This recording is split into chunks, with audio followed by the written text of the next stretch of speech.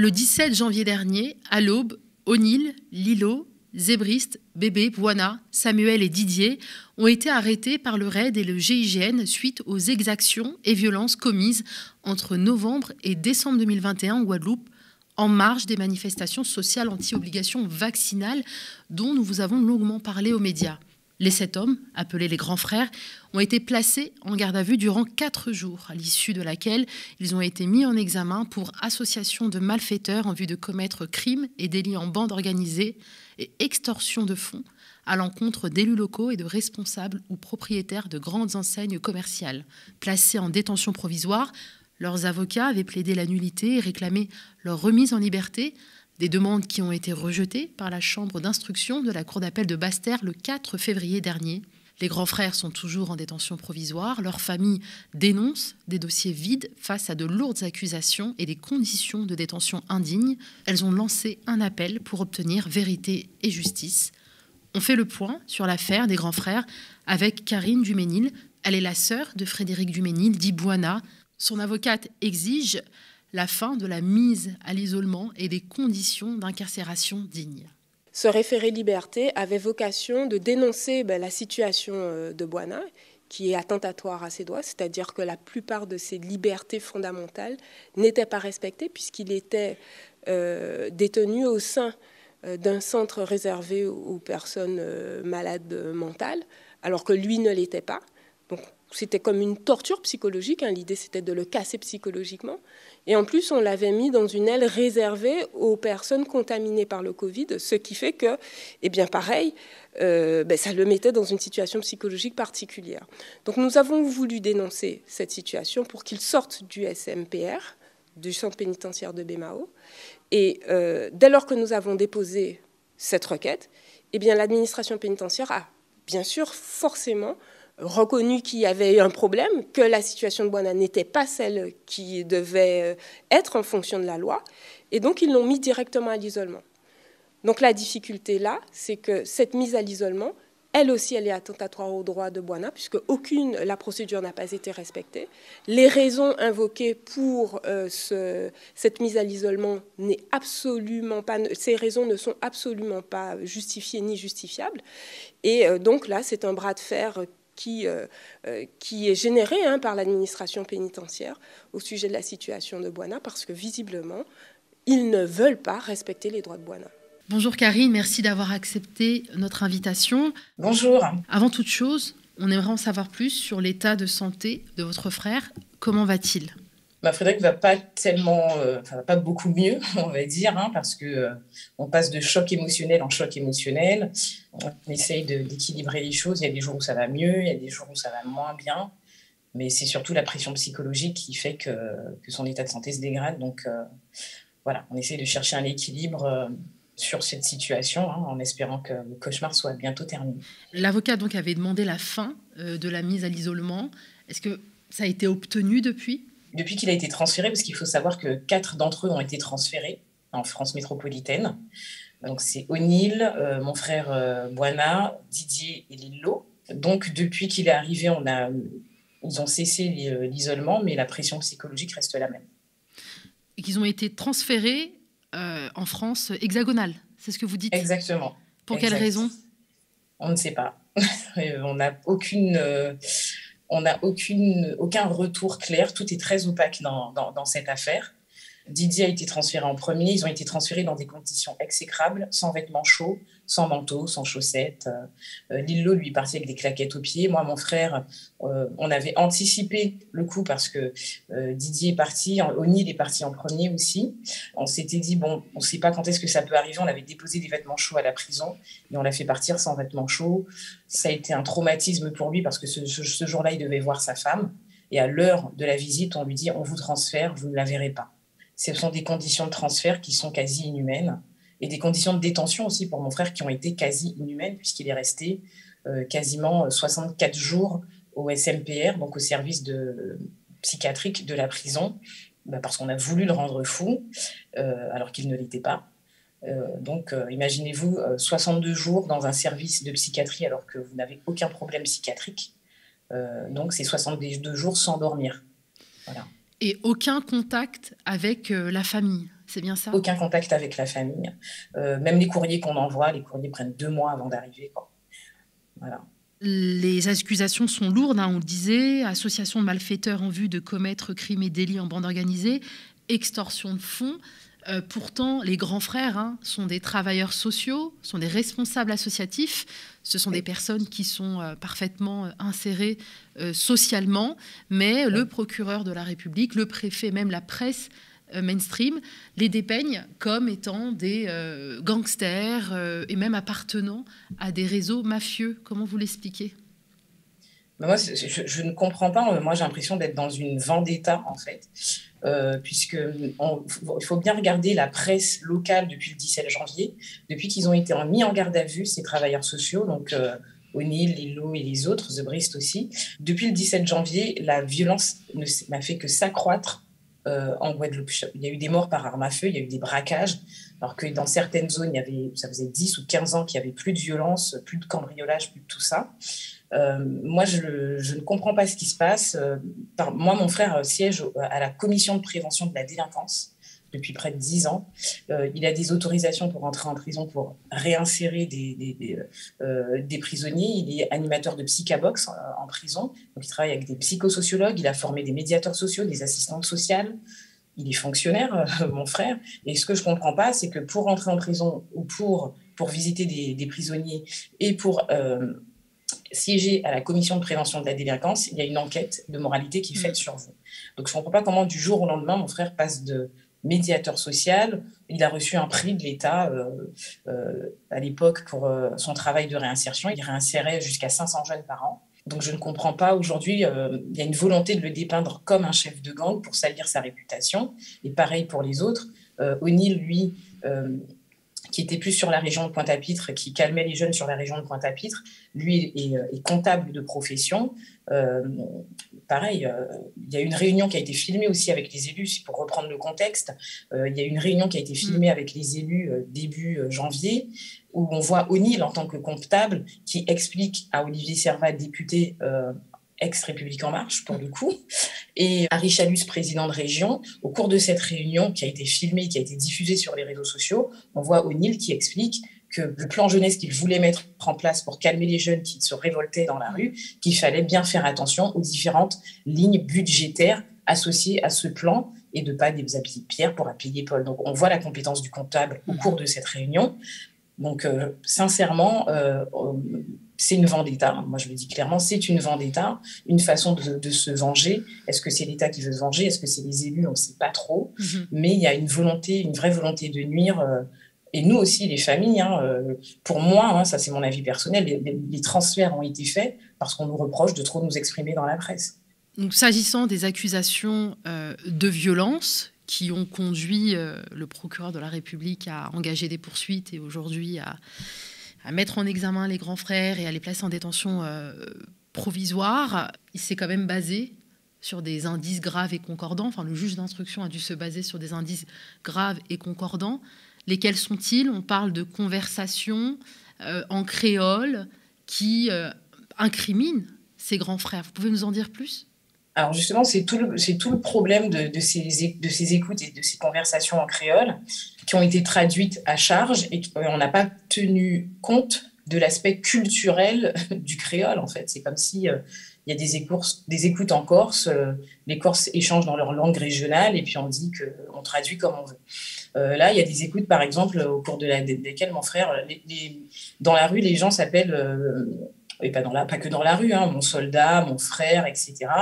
Comment tu vas, mon général? On a un artiste qui nous soutient beaucoup, qui est Kalash, qui avait un groupe qui s'appelait Général Grou, et lui, toutes les personnes qu'il aime bien, il les appelle Général. Donc ça, c'est quelque chose qui s'est diffusé dans notre culture, et ça a été... Donc les jeunes et les moins jeunes, reprennent ces codes en disant comment tu vas, mon général, comment tu vas, mon soldat. Quand on fait soldat, en fait, c'est comme ça qu'on s'exprime, nous. Et ça a été traduit à charge en disant qu'il y avait une volonté de monter une armée en Guadeloupe pour tout casser. Ça, c'est un exemple parmi tant d'autres. D'accord, donc on se base donc sur des conversations tronquées, mal traduites, décontextualisées effectivement de l'univers culturel, on va dire, guadeloupéen. Il y a d'autres charges aussi Alors, il y a contre une ces charge grands sur frères? l'extorsion de fonds aussi, les extorsions de fonds auprès des élus, des acteurs économiques. Et ce qu'il y a de très, très, très, très grave là-dedans, c'est qu'on les accuse d'association de malfaiteurs, mais il faut savoir qu'après leurs échanges avec les élus à l'espace régional du Rézet, donc avec Olivier Servat, avec Harry Chalus aussi, qu'on n'a pas beaucoup entendu d'ailleurs sur cette affaire, ce qui fait que c'est un peu bizarre d'ailleurs. Après ces échanges-là, les frères ont décidé de créer une association pour mieux expliquer aux jeunes le dispositif du plan jeunesse et les différents dispositifs auxquels ils auraient pu avoir droit et mieux les orienter. Les statuts ont été déposés 2 jours avant leur mise en leur garde à vue. Donc ça aussi, ça pose question. On se demande, c'est ce qui rend aussi l'affaire très politique. On parle d'association de malfaiteurs, mais de quelle association parle-t-on exactement? Voilà, moi c'est la question que je me pose. Et concernant l'extorsion de fonds, les grands directeurs béquets, alors c'est la première fois que sur un dossier on entend des béquets qui disent nous. Vous pouvez expliquer qui sont les béquets pour notre Alors les béquets, ce sont les anciens grands propriétaires terriens pendant la période esclavagiste, qui aujourd'hui détiennent aussi ce sont les plus grosses fortunes de l'île, donc qui détiennent les grandes enseignes de supermarchés sur l'île. Et eux, au cours d'une interview de Guadeloupe Première, pour le coup, le mainstream local, ont dit hors caméra que personne n'avait essayé de leur extorquer quelque fonds que ce soit. Pareil pour les élus, et notamment Olivier Servat, le lendemain de l'arrestation des grands frères, a fait un communiqué de presse en disant personne n'a essayé de nous extorquer, et à un tel point que les idées qui étaient ressorties de ces différentes réunions avec les grands frères sont actuellement dans le plan jeunesse de l'État. Donc on ne comprend pas. On ne comprend absolument pas. Et puis, il y a eu tout ce passif par rapport au refus du plan vaccinal en Guadeloupe. Parmi les frères, il y en a qui étaient contre le vaccin, qui le faisaient clairement savoir. Et cette répression aussi-là, elle est là aussi. Il faut comprendre aussi les Guadeloupéens, ce que les médias mainstream ne disent pas, c'est que quand un peuple a été empoisonné au chlordécone, qu'il n'y a eu aucune mise dans l'examen, que l'État est en train de faire passer un non-lieu sur ce problème-là, il faut savoir que en Guadeloupe, pour savoir quel est le taux d'empoisonnement au chlordécone dans le sang, il faut payer la prise de sang qui coûte 150 €. Donc, quand la campagne de vaccination a commencé en Guadeloupe, les Guadeloupéens ont dit non, parce qu'on veut savoir quelles seront les conséquences sur nos organismes chlordéconés avec ce vaccin. Ça, c'est une subtilité qui n'a jamais été donnée. Et c'est pas que les gens ne voulaient pas se faire vacciner, c'est que les gens voulaient savoir s'ils ne feraient pas face à des complications de santé compte tenu de leur empoisonnement au chlordécone et compte tenu aussi que personne en Guadeloupe n'a les moyens de se payer une prise de sang à 150 €. Pour revenir sur cette affaire qui est assez incroyable, puisque clairement les droits de la défense sont bafoués, certains grands frères n'ont pas d'avocat, des transferts sans justification. Votre avocate dénonce une politisation du dossier pour impliquer des différents élus qui ont travaillé avec ces grands frères. On l'écoute. Une instrumentalisation de la justice à des fins politiques. Nous sommes surveillés sur le plan politique, preuve en est dans ce dossier. Et comme je l'ai dit, même nos lectures sont surveillées, puisque dans ce dossier, le procureur Desjardins n'a rien trouvé d'autre à faire que de saisir un livre de Kémy Séba, comme si lire un livre de Kémy Séba, c'était constitutif d'une infraction, ça permettait de qualifier une infraction. C'est extrêmement grave ce qui est en train de se passer, parce que ce qui se passe pour les grands frères aurait pu se passer pour n'importe lequel d'entre nous. Ce que je veux dire, c'est que les Guadeloupéens doivent maintenant s'opposer à ce qui est en train de se passer. Nous sommes en période électorale. Ceux qui sont responsables de ça, le ministre de la Justice, le garde des Sceaux, qui est responsable des conditions de détention des 7 grands frères, eh bien, il fait partie du gouvernement actuel. Donc, nous avons les moyens de leur dire que nous ne sommes pas d'accord. Tous les élus qui étaient aux réunions, qui peuvent dire ce qu'ont fait les grands frères, doivent s'insurger, doivent, au-delà de simplement publiquement dire qu'ils n'ont pas subi d'oppression, ils doivent demander la libération des grands frères. Olivier Servat, donc député ex-La République En Marche, apporte son soutien aux grands frères. Oui. D'autres élus, notamment un sénateur PS, M. Lurel, lui, au contraire, ne se dit pas surpris. C'est très difficile de comprendre exactement ce qui se joue dans cette affaire. Il faut bien comprendre le contexte politique en Guadeloupe. Victorin Lurel, c'est un rageux, clairement, qui, depuis qu'il a perdu les élections au niveau de la région, s'amuse, et on le voit, hein, il est dans l'opposition au niveau de la région, au sein de l'hémicycle de la région, présidé par Harry Chalus. Ça fait 5 ans que Victorin Lurel nous pond des cacas nerveux à chaque plénière. Voilà. Donc, il y a une volonté, en fait. Alors, il faut bien que le contexte, il faut nuancer. Voilà. Depuis quelque temps, on a des vendettas entre élus. Et il faut savoir que les frères, eux, les grands frères, ont servi de fusibles et sont les détonateurs d'une bataille entre élus. Olivier Servin a été à l'initiative de la commission parlementaire sur l'eau avec Mathilde Panot et la France Insoumise. Donc déjà, je pense que ça n'a pas plu au pouvoir en place. Et Harry Chalus, lui, est la cible de Victorin Lurel parce que Victorin Lurel veut reprendre sa place de président de région, sauf qu'il n'a pas compris que le peuple ne voulait plus de lui. Et le premier, en fait, ce qui est bizarre, c'est que le premier à avoir diffamé les frères en les pointant du doigt de coupables dans les médias mainstream, c'est Victorin Lurel et Victoire Jasmin, qui est elle aussi sénatrice. PS également. Voilà, PS également. Ce sont un peu les Henkel et Jekyll de la gauche guadeloupéenne. Quand un dit quelque chose, l'autre s'avance à répéter la même chose. Et en fait, pour moi, les grands frères sont au milieu d'une vendetta politique. Et il faut savoir aussi que le travail qu'ils faisaient sur le terrain pour la jeunesse peut-être commençait aussi à gêner ces élus-là. Voilà. Je vais me permettre de faire le parallèle avec la Corse. Oui. C'est très tentant. La Corse. Ouais, voilà, on va en parler. Il y a un peu moins d'un mois, j'avais participé à une rencontre qui a été organisée par une association qui représente les ultramarins. Et on pouvait entendre dans la salle des témoignages assez troublants et à la fois poignants. On faisait un peu la comparaison entre les révoltes donc de l'automne dernier en Guadeloupe, celle qu'on a connue au début de l'année en Corse. La répression n'a pas été la même. On a envoyé le RAID et le GIGN en Guadeloupe. La répression a été la réponse pour la Guadeloupe. Le dialogue et la discussion a été l'orientation choisie pour les Corses. On rappelle aussi que les révoltes intervenaient dans le cadre de la mort d'Ivan Colonna, qui lui aussi a été éloigné. On l'a transféré sur le territoire hexagonal, loin de sa famille. Il y a aussi un parallèle à faire avec les grands frères qui sont aujourd'hui transférés. Comment vous vivez ce traitement, peut-être à double vitesse, ou au contraire, vous y voyez des similitudes très fortes? Pour moi, sur le traitement en fait, entre la Corse et la Guadeloupe, on est clairement dans une justice à deux vitesses. C'est vrai que les Corses sont quand même brûlés un palais de justice. Ils ont cassé des banques, des DAB, des distributeurs automatiques de billets. La révolte a été pire. Le président du conseil territorial de Corse a tweeté continuez de vous révolter, mais ne vous faites pas trop mal, vous ne blessez pas les enfants. Hein. Voilà, c'était ça pour la Corse.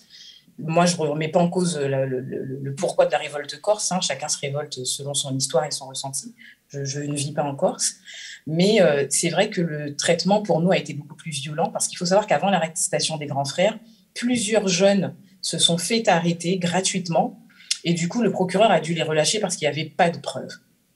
Voilà. Donc, en fait, il y a eu une vraie volonté de punir. Voilà, parce qu'il faut savoir que le procureur actuel, Patrick Desjardins, était déjà le procureur de la Guadeloupe en 2009. Donc, moi, j'ai le sentiment que Patrick Desjardins vient un peu se venger du camouflet qu'il a eu en 2009 avec le LKP. Voilà, donc il y a effectivement ces deux poids, deux mesures. Quand nous, on se révolte en Guadeloupe, on nous envoie le RAID et le GIGN. Et quand les Corses se révoltent, on se dit « waouh ». On a un petit peu plus peur. Après, c'est différent parce que les élus n'ont pas été contre la révolte de la population. Par contre, nous, en Guadeloupe, les élus n'ont rien suivi du tout. Donc, voilà. Oui, on avait reçu Kaysa Nubré, justement, au sujet de ces révoltes. Et effectivement, ce qu'elle nous expliquait, c'est que cette jeunesse n'avait plus du tout confiance, en fait, aux élus et qu'ils préféraient entamer eux-mêmes le dialogue en fait avec le pouvoir central. J'imagine que vous allez entreprendre des actions. Quelle est la suite? Qu'est-ce que vous projetez de faire pour ce qu'on projette de faire, c'est déjà assurer la défense en hexagone pour ceux qui ont été transférés. Donc là, aujourd'hui, il faut qu'on trouve déjà des avocats pour les défendre, pour qu'ils puissent avoir la visite. Alors, certains droits de visite ont été validés pour certains ici en France. Et la suite, c'est de continuer à parler de l'affaire parce que les grands frères sont tous d'accord pour qu'ils ne tombent pas dans l'oubli. Il ne faut absolument pas que cette affaire tombe dans l'oubli. l'oubli. Et donc voilà, donc le but c'est de continuer de communiquer. Il y a des rassemblements qui se font. Il y en aura un à la Place de la Nation, je crois, le 4 juin. Donc ça a été le mois des commémorations pour nous, en Outre-mer sur l'abolition de l'esclavage. Donc on en a profité pour faire passer le message. Et puis la suite, c'est de faire aussi une convergence des luttes avec l'affaire Clodo, qui est aussi rocambolesque. Je ne sais pas si vous en avez entendu parler. On va en dire quelques mots peut-être. Donc l'affaire Clodo, en fait, c'est un retraité de 67 ans qui, au cours d'un contrôle de police à Dieppe, dans sa commune, se fait violemment bousculer. Il y a des images qui attestent de la violence du contrôle. Il meurt quelques jours après à l'hôpital. Il est carrément paraplégique. Il meurt quelques jours après et jusqu'à présent, aucune mise en examen ni rien du tout. Et l'affaire dure. Ce combat a commencé pour Fatia et Christophe, qui sont... Fatia, c'est la fille de Claude Jean-Pierre. Clodo s'appelle Claude Jean-Pierre. Et Christophe, son gendre. Ça fait 2 ans qu'ils se battent pour que justice soit faite. Donc, pour nous, c'est vrai que les grands frères, c'est déjà rocambolesque, mais ce n'est pas la seule histoire rocambolesque qu'il y a en Guadeloupe. Il y a clairement, pour moi, des crimes contre l'humanité qui sont perpétrés en Guadeloupe, comme l'empoisonnement au chlordécone, le non-accès à l'eau. La Guadeloupe devient un nouveau tiers-monde, en fait. Et c'est ça qui se joue en ce moment. Avec la répression et l'affaire des grands frères, on veut faire des Outre-mer un nouveau tiers-monde, et c'est ce en quoi nous sommes en danger. Et c'est pour ça qu'il ne faut absolument pas arrêter d'en parler. Encore à ce jour, les 7 grands frères clament leur innocence. Oui. Affirment avec vigueur qu'ils n'ont participé à aucun acte de violence, encore moins une association de malfaiteurs. Comment on peut vous soutenir? Comment on peut soutenir le collectif, Karine? Alors, pour nous soutenir, on a lancé une page Les Grands Frères sur Facebook et sur Instagram. On organise des rassemblements. Alors, il y en a un le 4 juin à Paris. En Guadeloupe aussi, on organise régulièrement des rassemblements pour les Grands Frères. Donc, le but, c'est de continuer d'en parler sur les réseaux sociaux, de partager tout ce qui se dit sur l'affaire pour qu'elle ne tombe pas dans l'oubli. Puis bon, après, il y a les Grands Frères, mais ce n'est pas la première affaire qui est de cet ordre-là. Moi, l'affaire des Grands Frères me fait beaucoup penser à l'affaire Tarnac. Voilà, on est toujours sur les mêmes méthodes et la répression ne change pas. Voilà. Merci beaucoup, Karine Duménil, d'avoir pu partager avec nous les dessous en fait, de cette affaire. C'est moi qui vous remercie de m'avoir donné la parole. Et les frères m'ont demandé de vous remercier aussi de la lumière que vous mettez sur leurs problèmes. On vous souhaite beaucoup de courage et on reprendra de vos nouvelles. On espère qu'il y aura une évolution très rapide et il est important pour nous de faire un petit peu le suivi de ces affaires que l'on couvre ici aux médias. Encore merci, Karine Duménil. Merci beaucoup. À bientôt. À bientôt. On partage donc en description de la vidéo tous les liens qui renvoient vers la page Facebook, la page Instagram des Grands Frères. On vous remercie de nous avoir suivis. On vous dit à très bientôt.